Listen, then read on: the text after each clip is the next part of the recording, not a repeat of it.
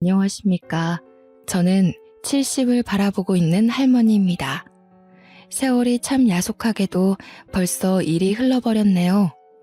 정말 바쁘게 살다 보니까 제 인생에 굴곡이 일이 많았는지 모르고 지냈는데 여유가 생겨서 뒤를 돌아보니 참 험난하게도 살았다 싶습니다. 마음에 쌓아두고 살자니 가슴이 영 답답한 것이 어딘가에 속 시원히 털어놓고 싶어서 이렇게 독수리 타자로 한자 한자 글을 써내려고 합니다. 요즘은 라디오나 TV가 아니어도 이렇게 개개인의 편을 받아주는 곳이 있어서 얼마나 힘이 나는지 모르겠네요. 그럼 조금 서툰 글솜씨로 이야기를 시작해 보도록 하겠습니다. 저에게는 아주 똑똑한 딸이 하나 있습니다. 세상 물정은 하나도 모르지만 공부머리만큼은 정말 좋은 딸이었어요. 난다긴다 하는 교육구 동네에서 살았던 것도 아니고 유학은커녕 사교육 한번 제대로 시켜보지 못한 딸이었습니다. 돈이 없었던 것도 아니었는데 참 쓸 줄 모르고 품에 꼭 끌어안고만 살았던 터라 딸이 편히 공부할 수 있도록 지원도 못해줬네요. 하지만 우리 딸은 그런 와중에도 늘 전교 1등을 하던 아이였습니다. 단 한 가지, 공부머리만 좋았던 딸이 친구들이나 사회에서 상처를 받고 돌아올까 걱정이 참 많이 되었습니다. 성격 자체가 조금 소심하기도 하고 은둔형인 딸은 친구도 별로 없고 공부를 제외한 다른 일에 똑부러지게 행동하지 못했거든요. 당연히 나이가 차도록 연애 한번 못해보고 살았습니다. 우리 딸은 대한민국에서 내노라 하는 명문대학을 장학금까지 받으면서 다녔습니다. 학비 지원 하나 못해줄 형편도 아니었지만 정말 코피를 쏟아가면서 열심히 공부를 해서 이뤄낸 성과였죠.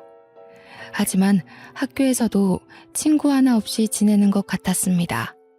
이야기를 들어보면 친구들과 술을 마신다던가 밥을 먹었다는 소리 하나 없이 매일같이 도서관에서 몇 시간을 공부했다는 이야기뿐이었거든요. 그런 우리 딸이 취업 하나는 또 기가 막히게 했습니다. 외국 계열의 제약회사 연구원으로 들어가서 일을 하게 되었거든요. 신약 개발에 투입되어 성공적인 결과를 낸 덕분에 성과금도 엄청 많이 받고 나이는 어리지만 능력 또한 인정받게 되었습니다. 이 회사도 저 회사도 딸에게 언제든지 넘어오라며 연봉을 원하는 만큼 맞춰줄 수 있다고 했습니다.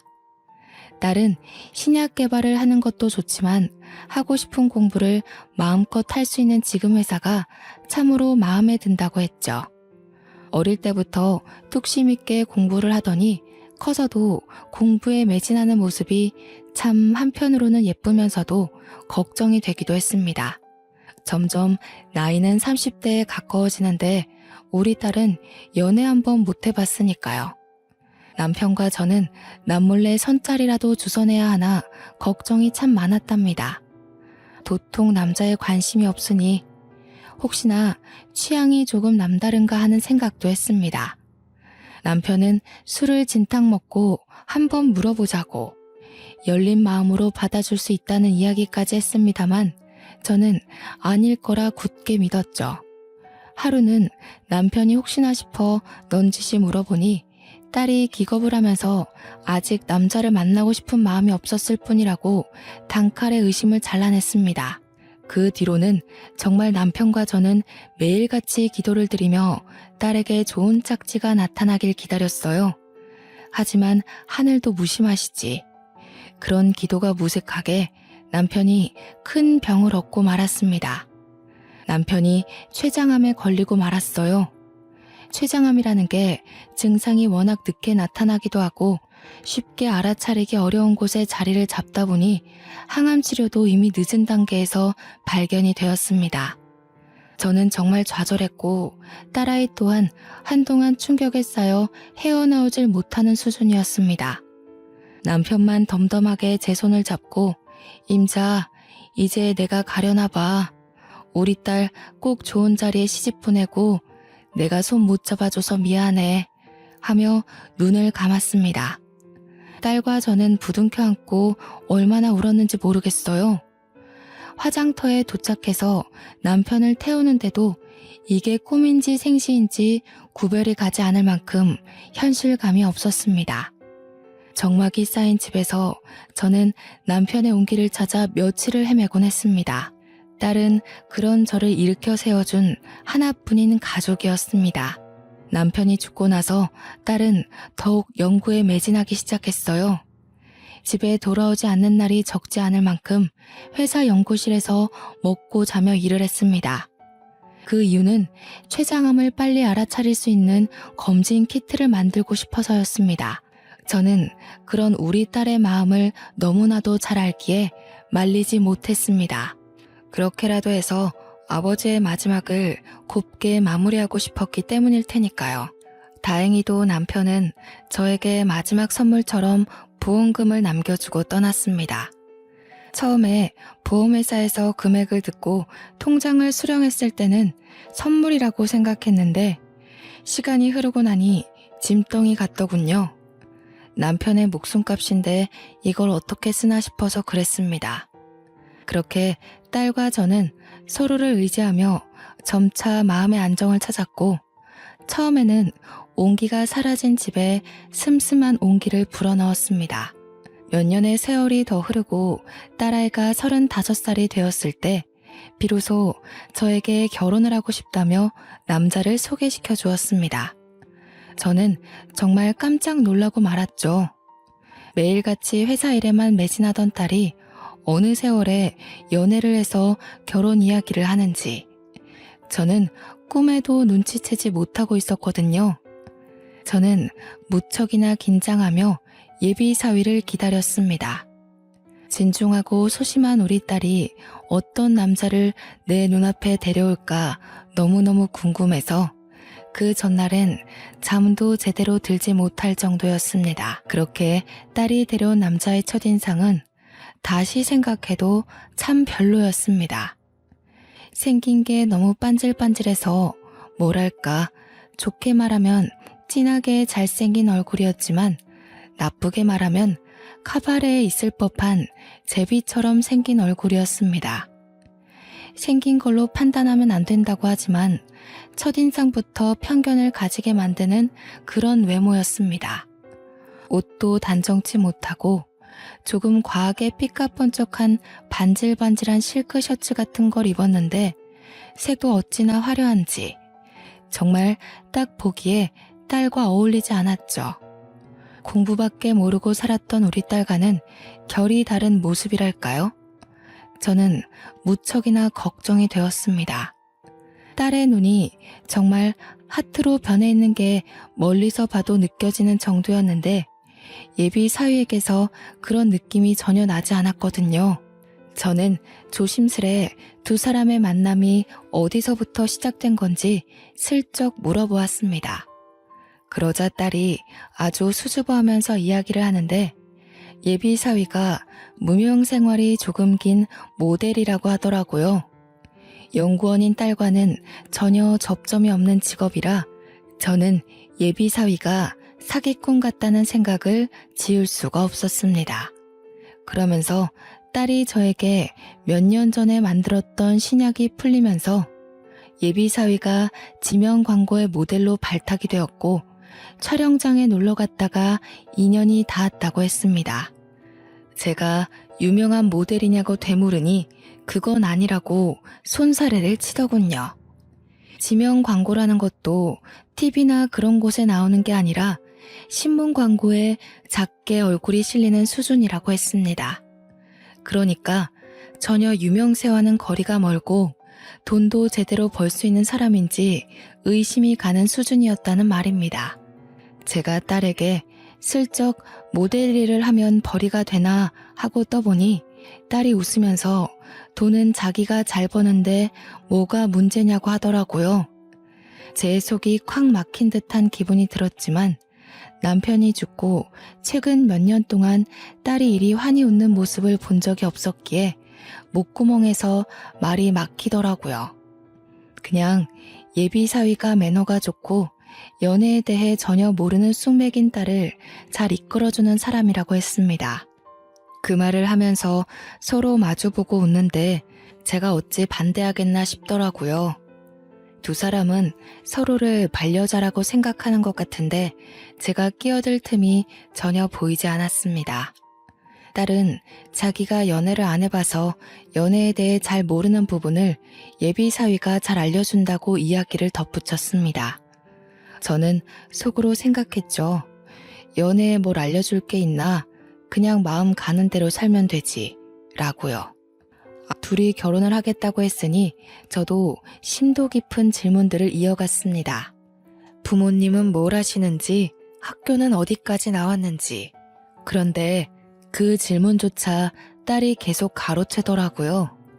저는 답답했지만 오죽 좋으면 저러나 싶었습니다. 한 가지 마음에 걸리는 게 신약 제품 광고를 찍다가 알게 된 사이라고 했는데 그 신약이 개발은 몇 년 전에 되었지만 임상 실험을 계속 거치면서 유통까지는 시간이 꽤 흐른 뒤에 됐거든요. 그러니까 한마디로 시중에 그 제품이 풀린 지 몇 개월 안 됐다는 말입니다. 그래서 정확한 연애 기간이 얼마나 되었는가 하고 물어보니 딱 3개월 됐다고 하더라고요. 그래서 이때다 싶어서 제가 말을 했죠. 고작 3개월 만났는데 벌써부터 결혼 이야기를 하고 있냐고요. 선자리에서 만나 서로의 조건을 보고 결혼을 하는 것도 아니고 연애 결혼인데 3개월 만에 하는 건 아닌 것 같다고 했습니다. 그러자 딸이 울상을 하면서 이 사람이 아니면 자기 평생 결혼 못할 것 같다고 저한테 애원을 하더군요. 하지만 저는 의견을 굽힐 생각이 없었습니다. 제가 조금 더 고민을 해보자 아직은 시기가 이르다. 적어도 1년은 만나봐야지 않겠니 했더니 예비 사위가 저한테 웃으면서 자신 있게 이야기를 했습니다. 장모님, 걱정하지 마세요. 제가 내조를 잘할게요. 라고요. 내조라니 정말 제 딸의 고생길이 훤히 열리는 듯한 느낌이 들었습니다. 그 만남 이후로 저는 머리를 싸매고 누웠습니다. 결혼 결사 반대를 외치면서 말이죠. 하지만 우리 딸도 고집이 만만치 않은 녀석이거든요. 제 아비를 닮아서 그런 건지 한번 뚝심 있게 마음을 정하면 절대로 뒤를 돌아보지 않는 성격이다 이 말입니다. 딸도 저와 같이 들어 누워 버렸습니다. 밥도 먹지 않고 꼼짝도 않고 결혼하겠다고 저에게 소리 없는 아우성을 치기 시작한 거죠. 그런데 예비 사위가 지극정성으로 딸을 챙기기 시작하는 겁니다. 수시로 집에 찾아와서 먹지 않겠다는 딸을 달래 죽을 한 숟갈이라도 떠먹이고 제 눈치를 보면서 딸의 수발을 들었습니다. 그러다 저를 먼저 꼬셔야겠다고 생각했는지 제 몫에 죽까지 사와서 제 앞에서 알랑방구를 끼더군요. 아주 지극정성으로 우리 모녀를 살피는데 제가 어찌 그 둘의 만남을 갈라놓을 수 있을까 참 고민이 많이 들었습니다.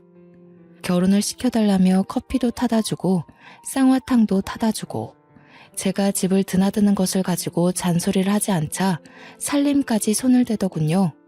야무지게 빨래도 해놔 청소도 해놔 밥까지 차려놓고 우리 모녀를 식탁에 앉게 만들었습니다. 내조를 잘하겠다고 하더니 살림을 저보다 더 잘하는 것 같더라고요. 언제까지 굶으면서 싸울 수 없으니 대충 지켜보겠다는 심산으로 냅뒀습니다. 그래도 예비 사위가 영 백수는 아닌지 작은 광고 같은 건 꽤 찍는 것 같더라고요. 요즘은 인터넷으로도 홈쇼핑처럼 무슨 라이브 쇼핑이라고 해서 큼지막한 쇼핑몰에서 실시간으로 진행하는 그런 것들이 있다고 하대요. 그런데 쇼호스트로 출연해서 돈을 번다고 했습니다. 인터넷 창 옆에 나오는 광고 같은 것도 꽤 찍는 것 같았고요. 수입이 적을 때도 있지만 그래도 200만 원 정도는 벌어들인다고 했습니다. 우리 딸 월급과 비교하면 정말 소액이긴 하지만 그래도 둘이 좋다고 하니까 제 마음도 슬슬 딸의 의견 쪽으로 기울고 있었습니다. 저의 반대에도 불구하고 처음 인사한 그날부터 3개월이 더 흐른 시점까지도 둘이 죽고 못하는 정도로 좋아하더군요. 그 3개월 동안 매일같이 틈틈이 집으로 찾아와 살림을 도맡아 하는 예비 사위를 보고 나쁜 놈은 아닌 것 같다는 생각이 들었습니다. 결국 제가 두 손 두 발 다 들고 항복을 하고 말았습니다. 그때라도 단칼에 잘랐어야 했는데 참. 사람이 시간이 지나고 나니 후회만 잔뜩 남네요. 허락을 한 이후 둘은 아주 급하게 결혼 준비를 시작했습니다. 시간도 많은데 천천히 하라고 했지만 둘은 하루라도 빨리 붙어 살고 싶다면서 순서와 상관없이 마구마구 준비를 하더군요. 결혼식이라는 게 인생의 참 큰 행사 중에 하나잖아요. 하나뿐인 딸 정말 성대하게 삐까뻔쩍하게 결혼식을 치러주고 싶었는데 이놈들이 글쎄 스몰 웨딩을 하겠다는 겁니다. 그래서 제가 우리 집 개혼인데 어째서 스몰 웨딩을 하려고 하느냐, 큰 호텔 결혼식을 했으면 좋겠다 했더니 쭈뼛거리면서 사실을 말하더군요. 예비사위가 모델 일을 한다고 했지 않습니까? 또 그깟 작은 일을 하는 와중에도 소속사가 따로 있었나 봅니다. 결혼을 하면 안 되는 조항이 있다면서 소속사 몰래 결혼을 하는 거라 알려지면 안 된다는 겁니다. 그래서 크게 결혼식을 할 수 없고 정말 작게 친척과 친구 몇 명만 불러다가 스몰 웨딩을 하겠대요. 저는 딸에게 직장 동료들이며 대학 친구들이며 모두 초대해서 결혼할 거 아니냐고 했더니 고개를 절레절레 젓더라고요. 자기는 회사 동료들과 친하지 않고 대학 친구들은 얼굴도 기억이 안 나는 수준이라면서요. 어차피 올 사람도 없는데 결혼식 크게 해봤자 돈만 땅에 버리는 느낌이 들 것 같다고 했습니다. 결혼식도 따로 하고 싶지 않고 혼인신고만 하고 살았는데 제 체면을 생각해서 하는 거라고 하더군요. 정말 머리가 지끈거리는 게 당장이라도 물으라고 하고 싶었지만 둘이 좋아서 뜻이 맞아서 하겠다는데 제가 어찌 참견을 더하겠습니까? 그냥 딸이고 사위고 알아서 하라고 놔둘 수밖에 없었습니다. 물론 그 두 사람이 논리적으로 저를 설득한 것도 한몫했죠. 뜸이지근하게 허락은 했지만 속이 상하는 건 어쩔 수 없더라고요. 풍성한 웨딩드레스를 입고 버진로드를 걸어갈 딸을 생각했는데 고작 작은 펜션 같은 걸 빌려서 스몰 웨딩을 한다니까 저도 모르게 궁시렁거리는 소리들이 계속 나오더군요. 그랬더니 사위가 갑자기 저한테 버럭하면서 짜증을 내더라고요. 장모님, 제가 계약 위반에 걸려서 위약금이라도 물어야 속이 시원하시겠어요? 아니, 내가 내 딸 결혼식에 아쉬운 소리도 못하니? 저도 지지 않고 사위에게 한마디 했더니 또 화를 씩씩 삼키더군요. 그러면서 저한테 자기도 딸에게 예쁜 드레스 입혀서 결혼하고 싶었다고, 하지만 상황이 여의치 않으니 어쩔 수 없지 않냐고 변명을 하더군요. 누가 뭐라고 그랬나요? 제 속이 시끄러운 걸 입 밖으로 꺼내고 싶은 걸 꺼냈을 뿐인데 저에게 남은 가족이라고는 딸 하나뿐인데 사위가 저한테 짜증을 내니 조금 서러운 마음이 들었습니다. 그 와중에 우리 딸은 사위 편을 들고 있더라고요. 지들끼리 알아서 이야기 다 끝냈는데 계속 궁시렁거리면 지들 속은 어떻겠냐고 하면서요. 제가 여태 뿌린 축의금만 해도 얼만데 속 편하게 저런 소리하고 있으니 참 세상 물정 모르는 것들끼리 잘도 만났구나 싶었습니다. 아무튼 그날 이후 정말 간단하게 스몰 웨딩을 했습니다. 준비한 것들이 너무 없어서 결혼식에 초대된 친척들에게 민망할 정도였지만 그들도 제 속이 시끄러운 걸 이해하는지 아무 소리 않고 축의금을 주더군요.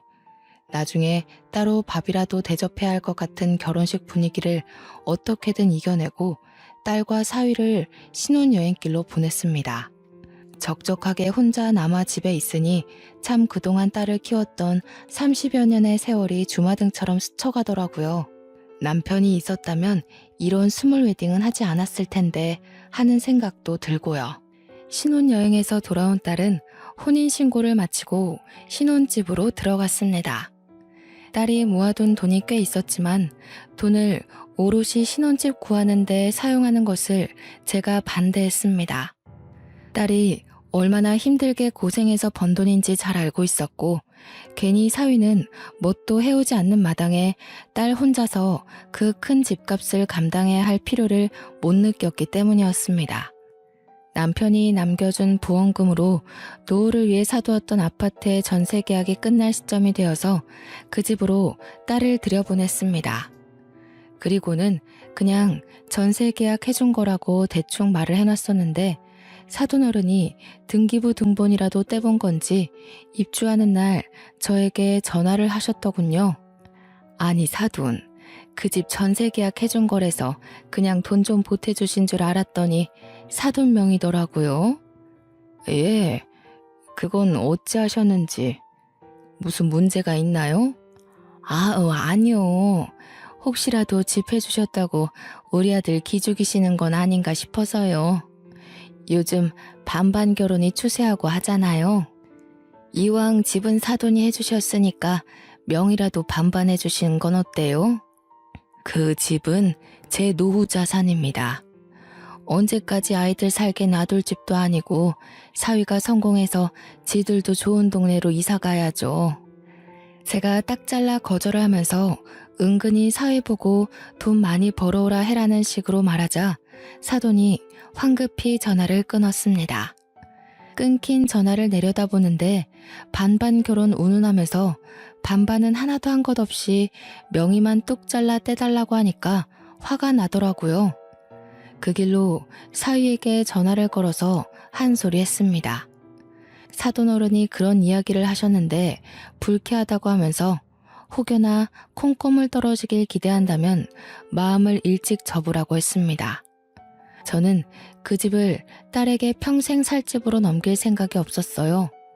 말 그대로 노후 자산이고 일종의 투자 개념으로 사둔 집이었으니까요. 사위는 멋쩍은 듯 죄송하다고 이야기를 하고 전화를 끊었습니다. 그래도 똑 부러지게 말했으니 잘 알아듣겠지 싶었는데 30분이 채 지나지 않아 딸에게 전화가 오더군요. 그러더니 다짜고짜 저한테 화를 내는 겁니다. 왜 자기 남편 기를 죽이냐고요? 제가 도대체 언제 기를 죽였다는 건지 기가 막히고 코가 막혔습니다. 그러면 나한테 명의 반반해달라고 이야기하는 건 기를 살리는 말이냐고 했더니 딸이 입을 꾹 다물더라고요. 무슨 오해가 있어서 그런 것 같다면서 그런 문제는 신경 쓰지 않아도 된다고 지들도 돈 벌어서 큰 집 갈 거라고 하대요. 그래서 그냥 무소식이 희소식이다 생각하고 살 테니 잘 살아보라고 했습니다. 그렇게 한동안을 서로 연락 없이 살았습니다. 저도 제 나름대로의 사교 활동을 하느라 바빴고 딸은 신약 연구 프로젝트에 참여하게 되어 매일 야근을 한다고 했습니다. 배양하는 세포가 10시간 이상을 살 수가 없어서 자꾸 지켜봐야 한다 어쩐다 했는데 어려운 분야라 그런지 알아듣질 못하겠더군요. 그런데 제가 친구들을 만나러 나갔다가 지독한 독감이라도 옮은 것인지 그날 저녁부터 몸이 으슬으슬 아프기 시작했습니다. 아침에 눈을 떴는데 열이 39도까지 오르더라고요. 그래서 동네 병원으로 가서 독감 검사를 해야겠다 싶어 옷을 주섬주섬 입는데 머리가 핑핑 돌아서 도무지 움직이지를 못하겠는 겁니다. 딸이 분가하기 전이었다면 분명 약이며 뭐며 일일이 다 챙겨주고 있을 텐데 결혼해서 나가서 사니까 저를 챙겨줄 사람이 하나 없더군요.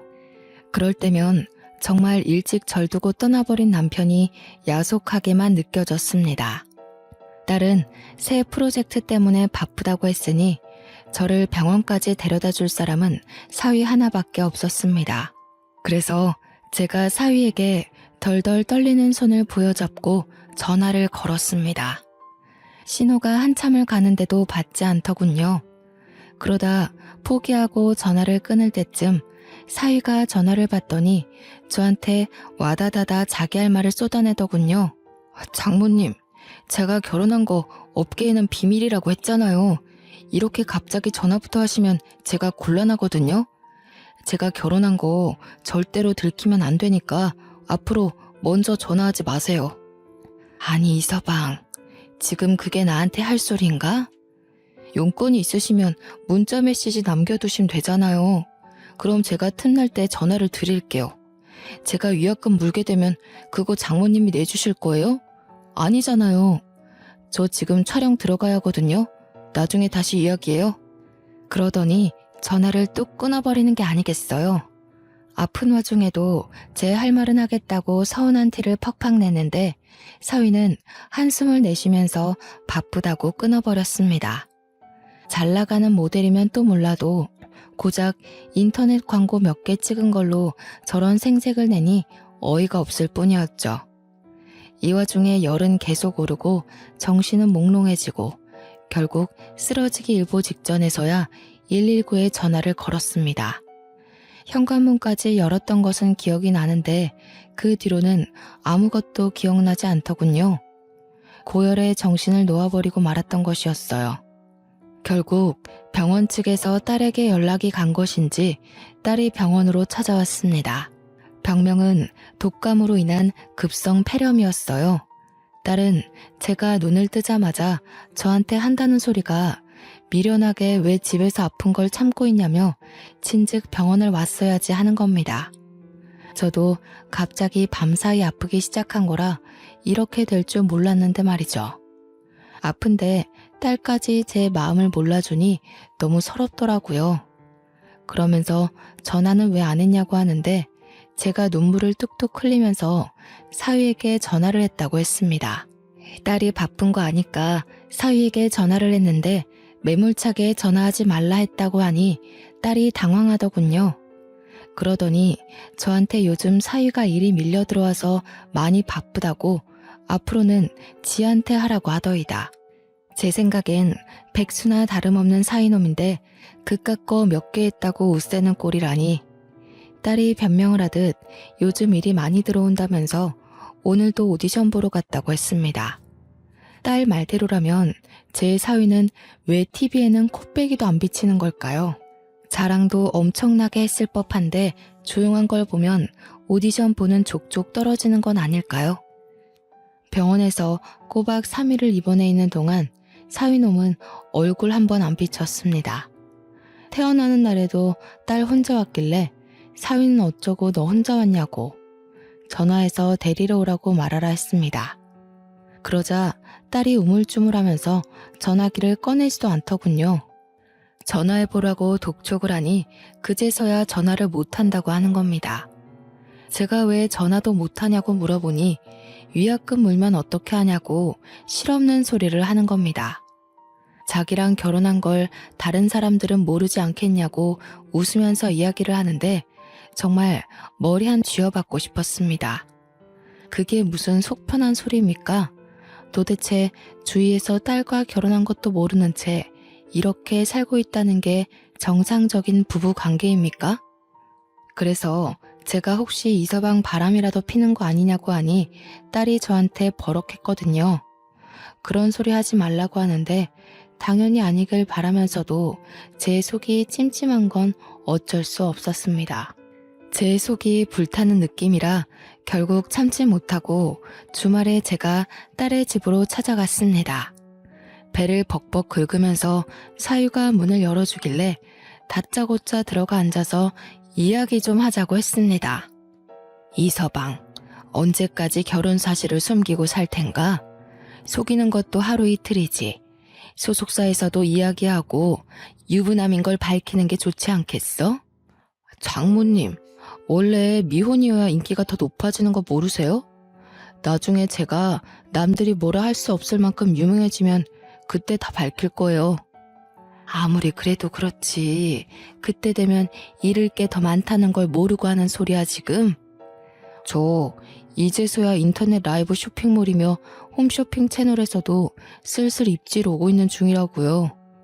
제가 고정으로 출연하는 방송도 2개나 생겼고요. 제가 알아서 할게요. 딸은 그 와중에 고개를 끄덕이면서 사위 말이 맞다는 식으로 행동을 했습니다. 제 속이 얼마나 섭섭하고 그랬겠어요. 이대로 가다가는 딸과의 관계마저도 틀어질 것 같다는 생각이 번뜩 들었습니다. 너무나도 서운해서 더는 말도 섞고 싶지 않았기에 저는 딸에게 답답해서 못 보겠다고 이야기를 했습니다. 내가 도무지 너네 하는 꼬라지가 이해가 안 가고 답답해서 안 되겠다. 우리 그냥 서로 무소식이 희소식이다 생각하고 얼굴 보지 말고 지내자.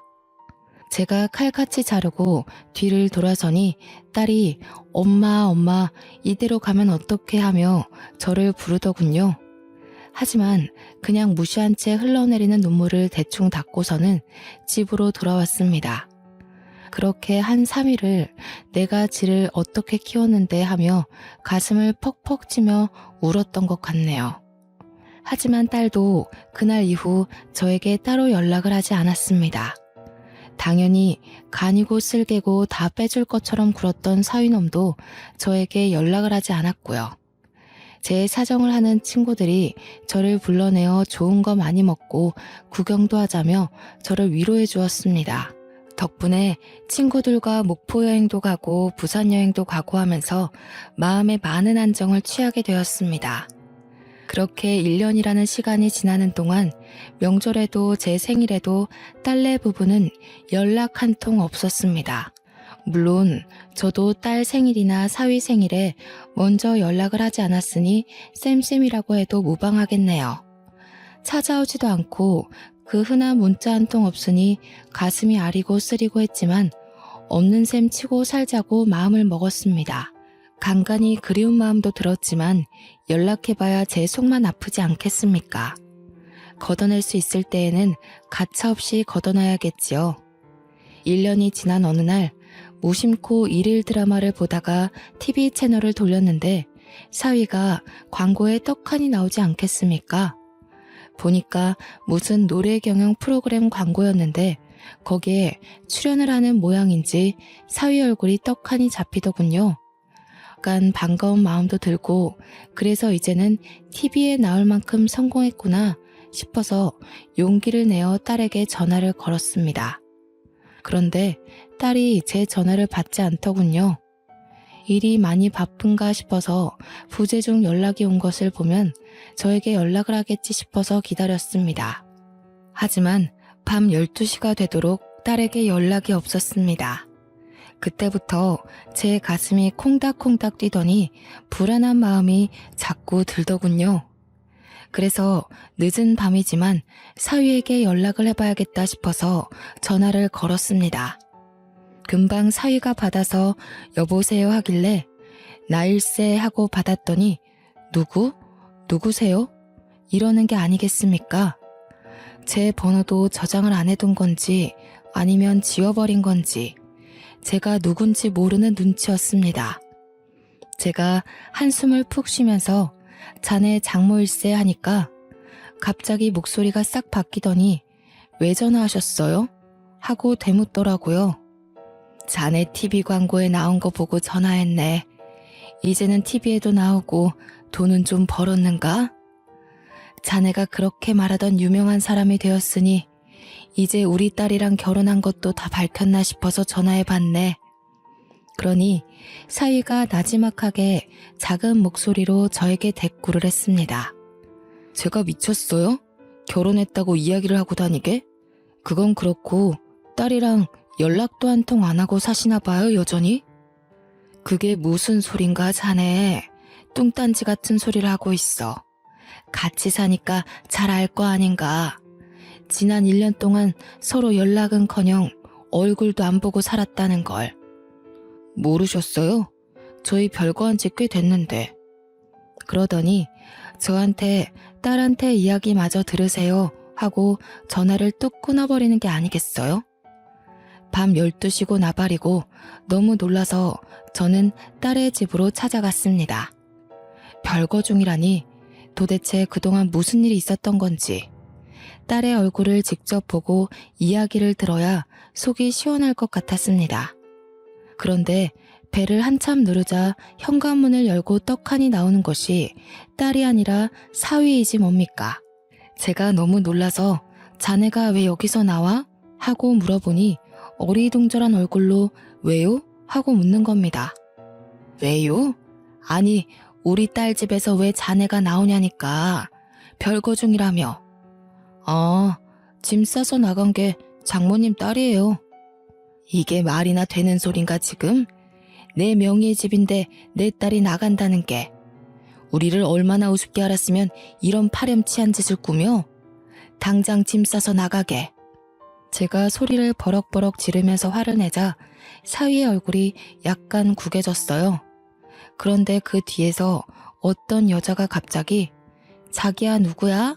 하는 소리로 사위에게 말을 거는 거 아니겠어요. 저는 놀래서 눈이 동그랗게 변했고 사위는 골치 아픈 일이 생겼다는 얼굴로 뒤를 돌아봤습니다. 자기야? 이 미친놈이 바람까지 피고 앉았어? 내 집에서 상간녀랑 함께 지내고 있단 말이야? 내가 누군지 궁금하쇼? 내가 이 버러지 같은 놈 장모 되는 사람이요. 장모요? 무슨 소리야 자기야? 자기 유부남이었어? 여자친구 없다며. 그러자 사위가 막 횡설수설하면서 변명을 시작하는데 듣기에도 말도 안 되는 말들만 내뱉고 있었습니다. 상간녀가 씩씩거리면서 사위의 뺨을 확 내리치는데 얼굴이 돌아갈 정도로 세게 때리더라고요. 그러자 사위가 씩씩거리면서 상간녀에게 내일 촬영 있는데 얼굴을 때리면 어떡해 이러면서 둘이 싸우기 시작하는 겁니다. 둘이 서로 욕을 내뱉으면서 네가 괜히 내가 괜히 하면서 싸우는데 머리가 지끈거리더군요. 도대체 우리 딸은 어디서 뭘 하고 있는지 걱정도 되고요. 둘 다 시끄러워. 싸우려면 내 집에서 나가서 싸워. 내일 날 밝자마자 짐차 불러서 짐 빼게.